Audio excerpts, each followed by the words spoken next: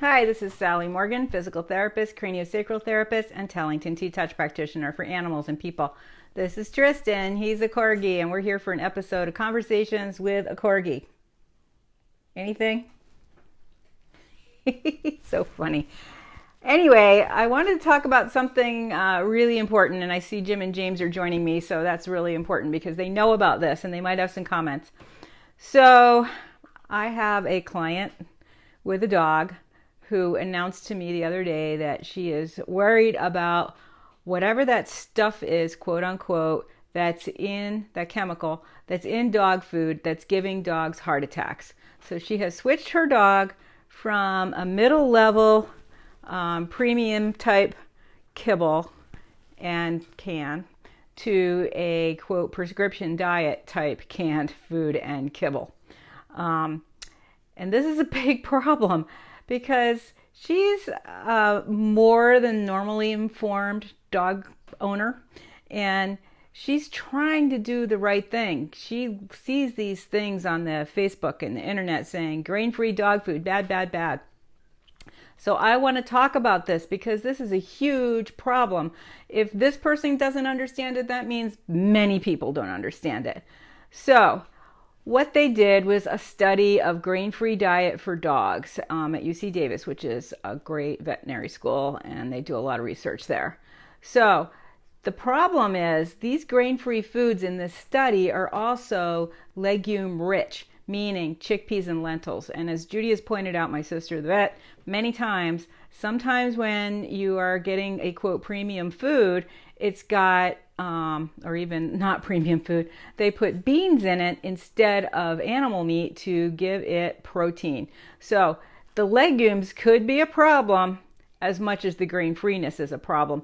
And why were these foods developed? First of all, grain-free and legume-rich is lots cheaper than, raw meat or cooked meat or anything else for them to produce meat-wise. So that's one thing. The other thing is dogs were having allergies, and people thought, oh, it must be the grain. It must be the grain. Dogs weren't meant to eat grain. People shouldn't eat grain, blah, blah, gluten-free. But the problem is that may be true for some dogs, but for a lot of dogs, chicken is the problem.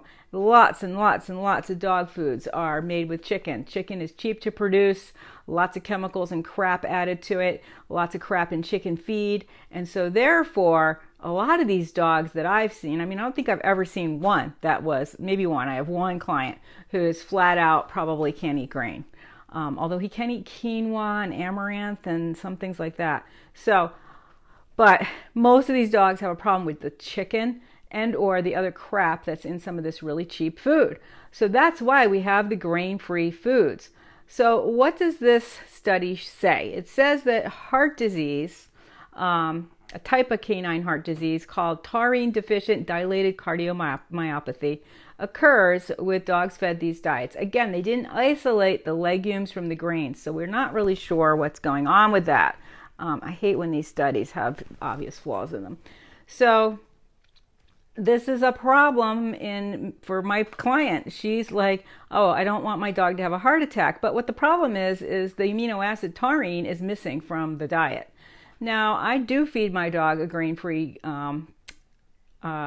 dehydrated raw, but that company adds all the nutrients back into that so that my dog is not being taurine deficient. And even if he were, I give him a lot of treats made with grain because most treats are made with grain. He also gets high quality treats, but those grainy treats are keeping him from being on a completely grain-free diet, and he's fine. Taurine is an important part of our diets as well, so you don't want to be without it. So lots of the more responsible companies add that back in.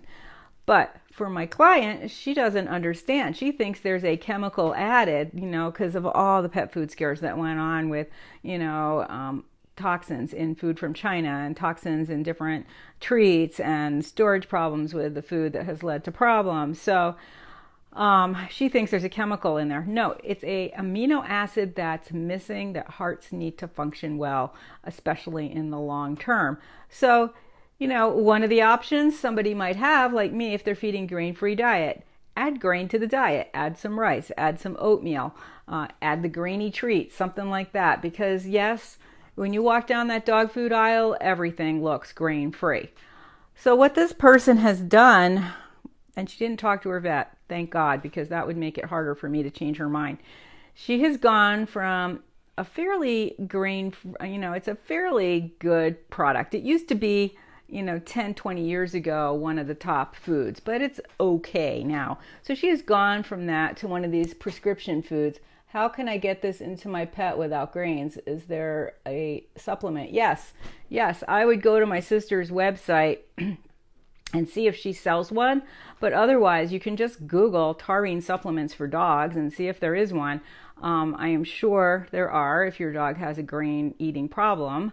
But like I said, there's a dog I work with who has a gut problem. He is gluten intolerant. He can eat quinoa, amaranth, and some of these other weird grains. So your dog may be able to eat quinoa in his diet. And a lot of dogs tolerate oatmeal. And they don't need that much. I don't think you're feeding a Rottweiler, but I don't know. But just a little, like a half a teaspoon of something like that can really improve their taurine intake. So yeah, there are many supplements. I haven't looked at my sister's wellness tab specifically to see if taurine's in there. It might be. So I would check with her for that. So my poor client, what she has done now, she's got a small dog, and she hasn't learned about storage mites and problems with plastic containers and things. So she buys a big bag because she is on a serious budget. This lady really is financially in a bit of a crisis. So she has to buy the big bag because it's cheaper. And she really is at a point where that matters. I mean, I've tried to convince her that doing what I do with him, just buying a package of ground turkey, organic, and cooking it for him and adding it to some of the other stuff he's eating. I mean, that package of turkey is like $4, and it lasts him 2 meals a day for like 5 days. I mean, you can't beat that price, and it's good for him. So now she's on this, quote, prescription diet, which lots of us have seen dogs get switched to when they develop kidney and liver problems from eating crappy kibble, and that new stuff is no better. In fact, I have a friend now whose cat's been in the hospital for 2 weeks because of blockages in his kidneys and kidney stones, and he's on the prescription diet because he's at the vet, and he keeps having a crisis where he can't pee, and so he's staying there because they have to keep catheterizing him, etc. And if they just bring him some regular canned, nice quality cat food, he'd be a lot better off. I mean, I think cooking for a cat is something I don't know that much about, but somebody could do that. And he does cook for his dog sometimes. So, but just giving him even a middle quality canned cat food would be better than what this poor guy's eating at the vet. So this problem we see a lot, especially in cats, because lots of people leave free choice kibble for them all day. And I have a lot of small dog clients that do the same thing with their dogs. They leave free choice kibble all day long, and the dog picks at it because why? It's not that good. If somebody gave you something you really wanted, like a steak for a dog, wouldn't you eat that whole thing? You wouldn't pick at it all day. But if they left you something you don't really like, you would eat a little bit here and there, and that's what dogs do with their kibble. So your dog's only 10 pounds. Yeah, easy to add a little bit of quinoa. I mean, really, just a teaspoon or a half a teaspoon to her meals if you're doing her twice a day. That could really help her. I can't read your name, Jermaine. Elisa. I think. I might be wrong. I can't see from this far away. So yeah, just adding a little bit of grain of these ancient grains can really make a difference. Now, I know myself when I am one of the most gluten tolerant people they ever tested when I had this done, but I don't feel great when I eat like a conventional corn chip of any kind, like with salsa. Even if it's like an organic blue corn chip, I don't feel so good. But if I eat the ancient grain chips that I buy, which don't have corn in them, I feel a lot better. And it's not that I have a problem with it. So I can imagine with these dogs, like this guy I know who's grain intolerant, feeding him the quinoa has been a huge help to him. It's there's protein in quinoa for one thing. It's put some weight on him, and it's so small when you cook it, it just mixes in with whatever else you're doing. It absorbs juice really well. You can actually cook it in some kind of broth if you have it, bone broth, chicken broth. even conventional organic broth in a plastic thing you can add to make the quinoa. So anyway, just want to clarify that there's not a chemical in these foods that's hurting these dogs. It's a lack of an amino acid that is essential for good cardiac function. And the reason these foods are grain-free is because some dogs, they think, have allergies to grains, when in fact most dogs have allergies to chicken. And the grains are not the problem. For probably, I would say, 5% of the dogs may have a grain problem. Now, my sister may have a different feeling on that, but I know that she doesn't think grain is killing our dogs. There's a lot of other stuff that's killing our dogs. Corn and soybeans, which are both highly genetically modified, they alone are in a lot of dog foods, popular dog foods, commercial supermarket dog foods. And those two things can be linked to cancer. So corn and soybeans, two things to avoid for sure, no matter what you're feeding your dog or yourself. And certainly buying organic, they say that even organic corn, unless it's grown on a small farm that you know about in your neighborhood in isolation, that because of the high fertility of corn, that it can blow in the wind and be fertilized by the inorganic genetically modified corn in the neighboring fields, so especially across the West, so where there's numerous corn fields. I mean, where I grew up, there's corn, and soybeans. So I don't think it's very easy to get organic corn or soybeans down in that area, even if you just have a little plot in your backyard like I do.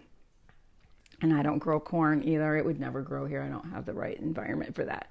So anyway, feed your dog the best quality food you can afford.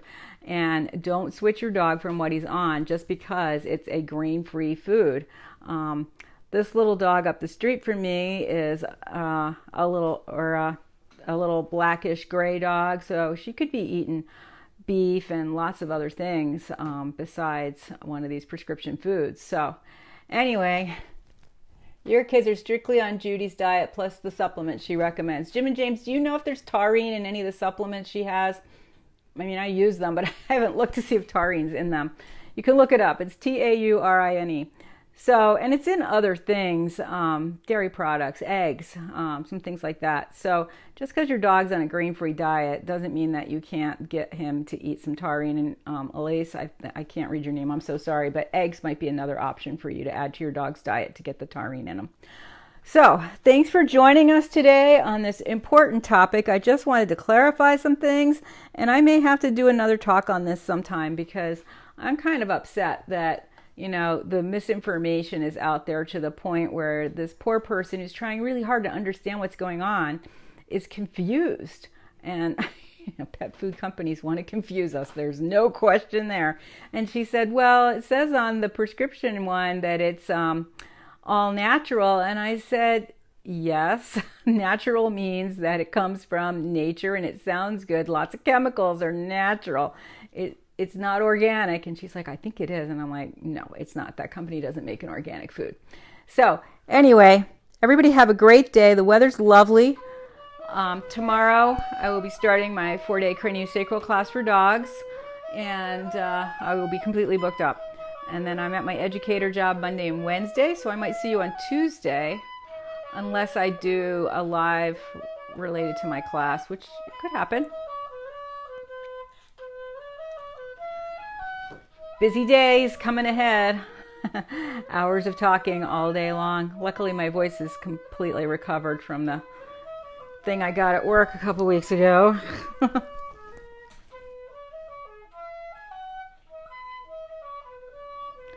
So, have a good day, everybody. We'll see you soon. And please tell your friends that might be confused about all this, that what's going on with these foods, and there's so many of them that are grain-free. It's partially because of the legumes, partially because of the grain.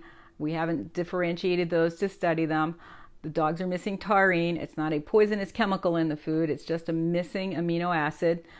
They often don't do these studies for very long, by the way. And they used to, when they first started studying dog food in the 50s, if the dog didn't die in 6 months, they figured the food was okay. That's the horrible thing. Anyway, we'll talk to you soon. Everybody have a great day and keep your dogs happy. Cook them some meat.